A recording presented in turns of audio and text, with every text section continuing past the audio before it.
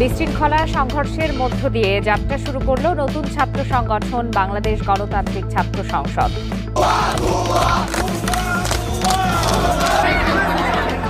আমার গায়ে যে তার কোনই দিয়ে এভাবে মেরেছে, পরবর্তীতে এখানে আসার পরে ছাত্র হইয়া তারা আন্দোলনে নামছে, বেশ ভালো কথা।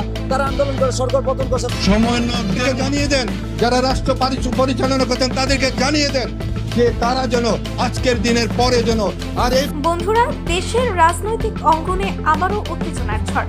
সাধারণ শিক্ষার্থীদের নিয়ে গঠিত নতুন রাজনৈতিক দল নিয়ে শুরু হয়েছে নানা বিতর্ক।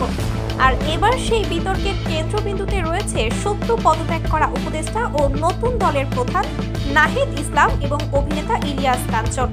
তো ভিউয়ার্স, কি ঘটছে আসলে দেশে, আর কেন এত উত্তেজনা, আর কেনই বা ইলিয়াস কাঞ্চন দিলেন নাহিদ ইসলামকে শেষ হুঁশিয়ারি?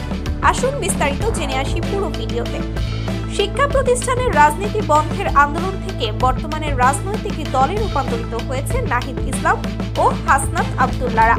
নাহিদ ইসলাম এবং তার সমন্বয়ক দল আন্দোলনে নেমেছিল সাধারণ শিক্ষার্থীদের স্বার্থ রক্ষার জন্য, কিন্তু সেই আন্দোলনকারীরাই এখন ক্ষমতার লোভে গঠন করেছে নতুন রাজনৈতিক দল জাতীয় নাগরিক পার্টি।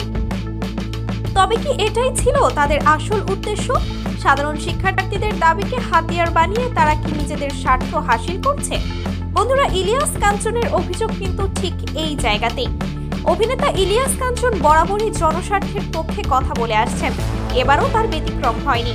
এক তীব্র প্রতিক্রিয়ায় তিনি সরাসরি নাহিদ ইসলাম ও তার নতুন রাজনৈতিক দলকে হুঁশিয়ারি দিয়ে বলেন, সমন্বয়করা শিক্ষার্থীদের হাতিয়ার বানাচ্ছে, তারা আন্দোলনের নামে ক্ষমতার লোভে দল গঠন করেছে। সাধারণ শিক্ষার্থীদের স্বার্থ জলাঞ্জলি দিয়ে তারা নিজেদের রাজনৈতিক ভবিষ্যৎ তৈরি করছে। তিনি আরও যোগ করেন, এই দল যদি 24 ঘন্টার মধ্যে নিষিদ্ধ না হয় তবে ইউনূস সরকারকে নামিয়ে দেওয়ার আলটিমেটাম দেওয়া হলো। প্রশ্ন উঠছে, ইলিয়াস কাঞ্চন কেন এতটা কঠোর অবস্থানে গেলেন? বিশ্লেষকদের মতে নতুন এই দলের কার্যক্রম এবং শিক্ষার্থীদের সরাসরি রাজনৈতিক কাজে ব্যবহারের বিষয়টি তাকে ক্ষুব্ধ করেছে।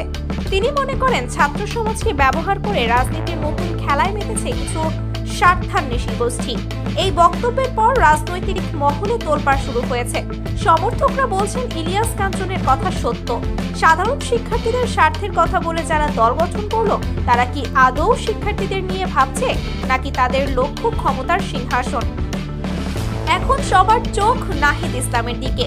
কি বলবেন তিনি কি ইলিয়াস কাঞ্চনের বক্তব্যের পাল্টা জবাব দেবেন, নাকি সত্যি জাতীয় নাগরিক পার্টির কার্যক্রম নিয়ে ভাবতে বাধ্য হবেন? একটাই প্রশ্ন, বাংলাদেশের ছাত্র সমাজ কি আবারও রাজনৈতিক দলগুলোর হাতিয়ার হয়ে উঠছে, নাকি তারা নিজেরাই একটা শক্তি হয়ে উঠবে? ভিউয়ার্স, আপনাদের কি মতামত?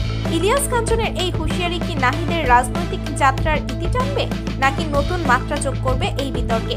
মন্তব্য করে জানান ভিডিওর কমেন্ট বক্সে এবং আমাদের চ্যানেল সাবস্ক্রাইব করুন, কারণ সামনে আসছে আরো চমকপ্রদ আপডেট।